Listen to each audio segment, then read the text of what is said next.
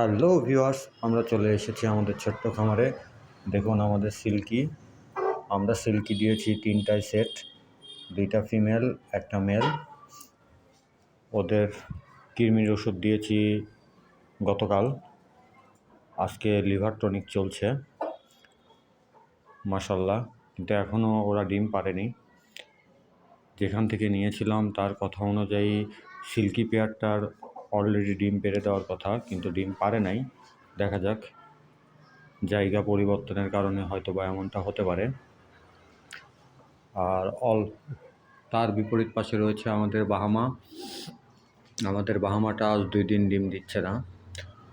গত 2 দিন আগে 2টা ডিম দিয়েছে, আজ 2 দিন আবার গ্যাপ। হয়তোবা আজকে দেবে, গতকালকে গ্যাপ হয়েছে, হয়তোবা আজকে দেবে ইনশাল্লাহ। আশা করছি যে বাহামা থেকে আজকে একটা ডিম পাবো হয়তোবা সন্ধ্যায়, যদিও এখন দুপুরবেলা।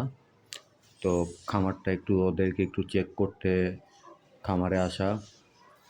তো আশা করা যায় হয়তোবা বাহামা থেকে আজকে একটা ডিম পাবো, যেহেতু কালকের দিনটা মিস হয়েছে।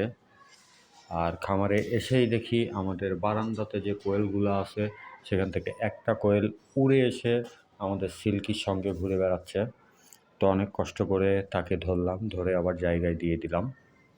ভিউয়ার্স, দেখুন আমাদের ছোট্ট খামারের আমাদের শখের মুরগিগুলা। সবাই দোয়া করবেন আমাদের মুরগির জন্য,